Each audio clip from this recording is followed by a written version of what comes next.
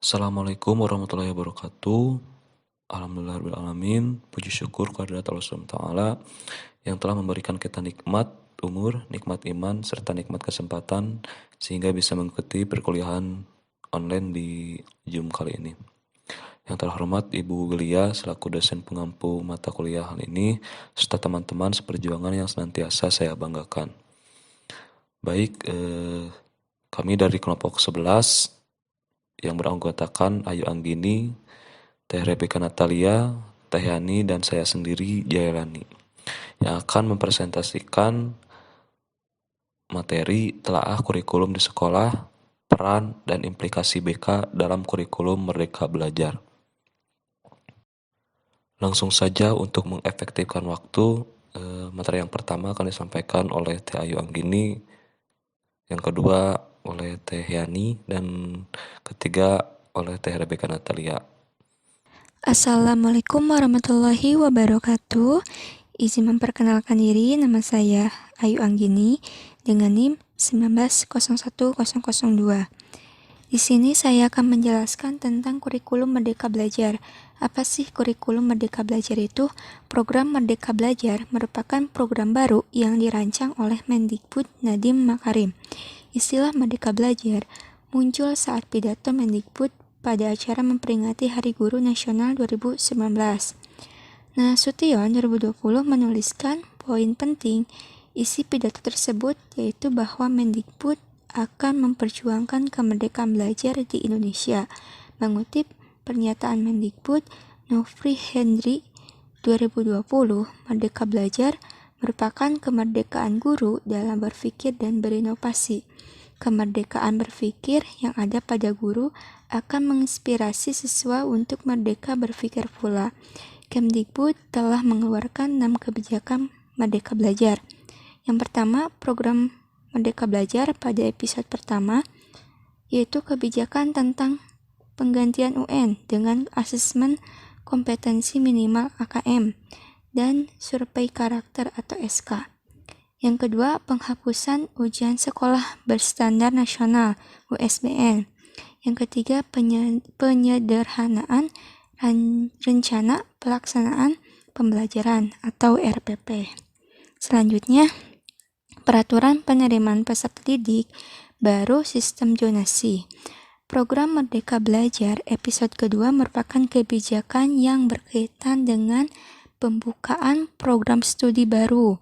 Yang kedua, sistem akreditasi perguruan tinggi. Yang ketiga, perguruan tinggi berbadan hukum. Yang keempat, hak belajar 3 semester di luar program studi.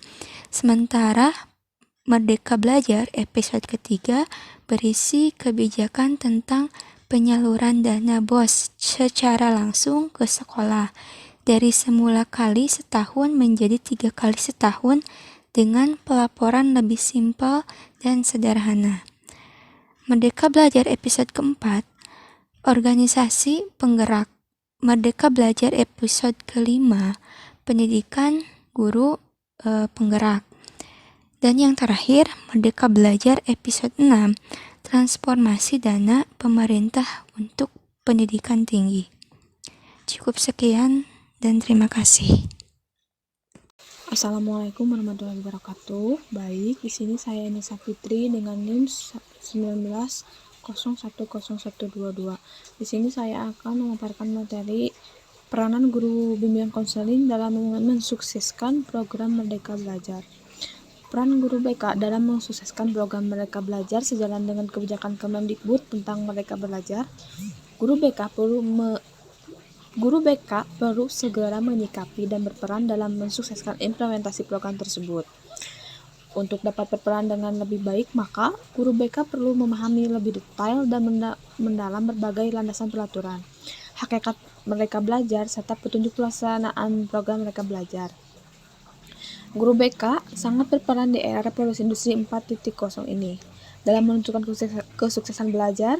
Dalam mensukseskan program Merdeka Belajar, guru BK dapat mengoptimalkan perannya sebagai agen perubahan, sebagai agen pencegahan, sebagai konselor atau terapis, sebagai konsultan, sebagai koordinator, sebagai asesor, dan sebagai pengembangan karir.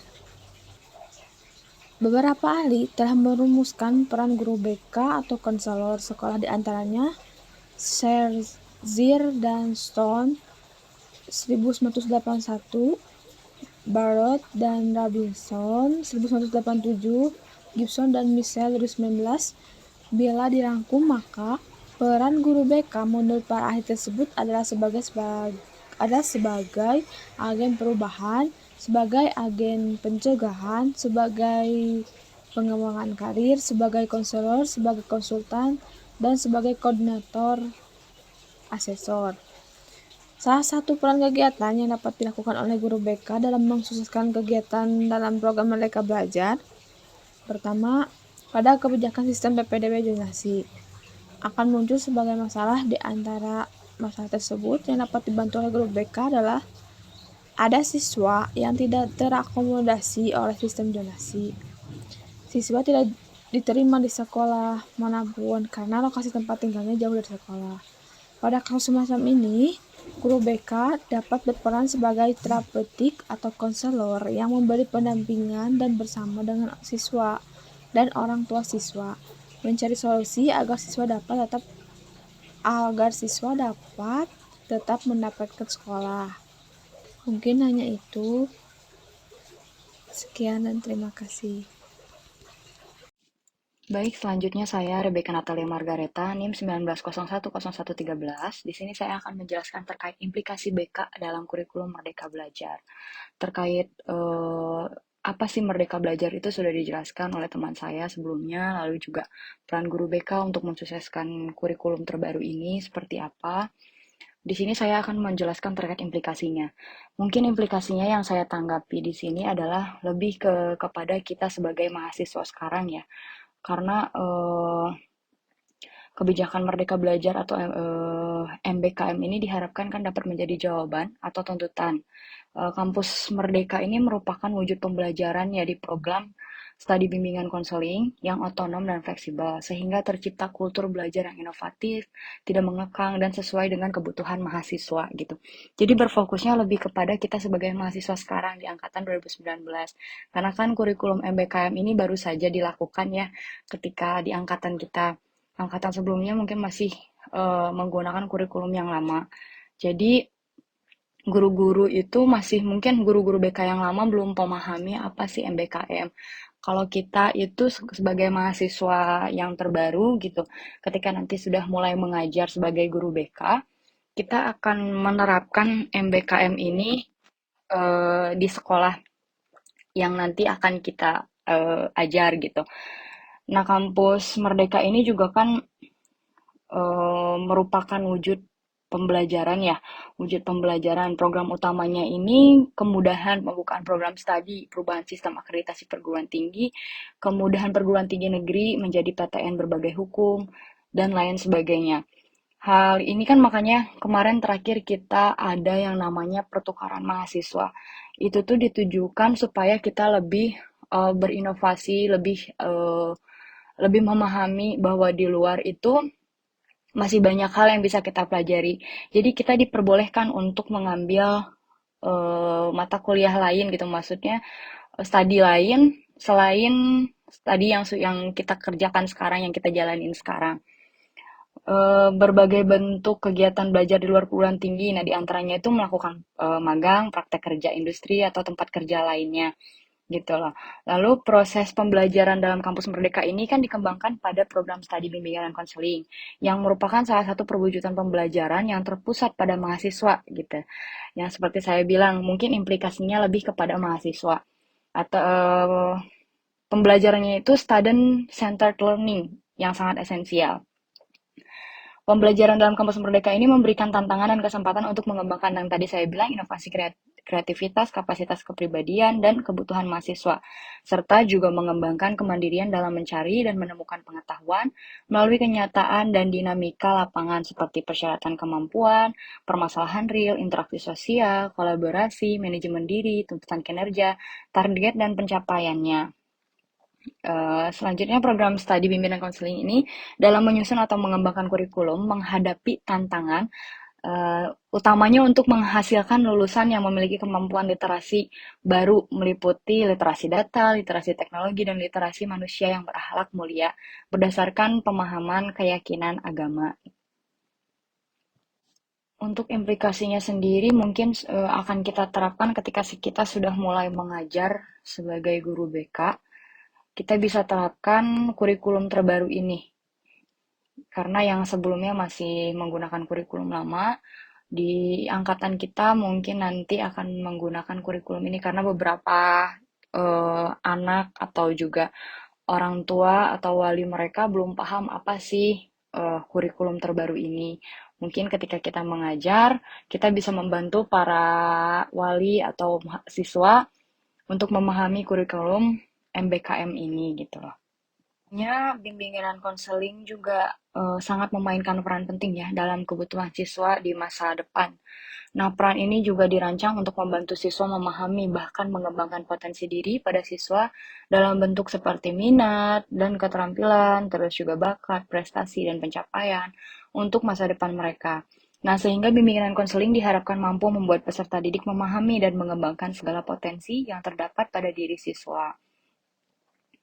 Untuk berikut salah satu implikasi dan kegiatan yang dapat dilakukan oleh guru BK dalam mensukseskan kegiatan program Merdeka Belajar. Contohnya itu kan pada masa pandemi COVID-19 kemarin itu, nah semua lembaga pendidikan mulai dari tingkat SD, SMP, SMA, dan PT untuk wilayah yang berzonasi merah diwajibkan melakukan proses pembelajaran secara daring. Kasusnya itu siswa kesusahan dalam memahami materi pembelajaran dikarenakan sudah terbiasa nih mengikuti proses pembelajaran secara luring. Maka di sini peran guru BK ini sebagai konselor. Yang pertama mendampingi dan bersama dengan siswa, orang tua siswa, mencari solusi agar siswa dapat belajar di rumah tanpa ke sekolah dengan cara bekerja sama dengan orang tua atau wali siswa. Yang kedua, guru BK juga berperan sebagai agen pencegah dan pengembangan karir, agar pembelajaran secara daring ini tidak menimbulkan masalah dan menghambat proses belajar, kreativitas, perkembangan, pendidikan siswa. Guru BK dapat memberikan layanan informasi tentang Merdeka Belajar kepada orang tua atau wali siswa. Metodenya sangat beragam ya, tetapi dalam sistem pendidikan Merdeka Belajar ini, metode yang digunakan adalah blended learning, menggabungkan keunggulan pembelajaran yang dilakukan secara luring dan daring. Nah, sangatlah ideal diterapkan sebagai metode pembelajarannya. Seperti yang sudah disebutkan oleh saya tadi, blended learning ini juga digunakan tidak hanya bagi mahasiswa, tapi bisa kita gunakan untuk siswa ketika kita sudah mulai mengajar sebagai guru BK. Seperti itu. Sekian penjelasan dari saya. Jika ada yang kurang mohon dimaafkan. Terima kasih banyak. Baik, dilanjut dengan kesimpulan. Dalam mensukseskan program Merdeka Belajar, maka guru bimbingan konseling dapat mengoptimalkan perannya sebagai agen perubahan, sebagai agen pencegahan, sebagai konselor atau terapis, sebagai konsultan, sebagai koordinator, sebagai asesor, dan sebagai pengembang karir.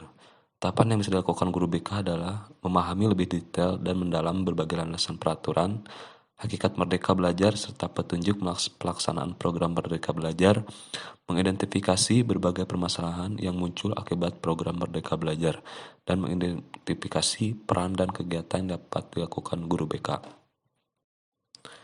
Sekian dari kelompok kami, mohon maaf apabila ada kekurangan dalam materi ataupun penyampaian materi.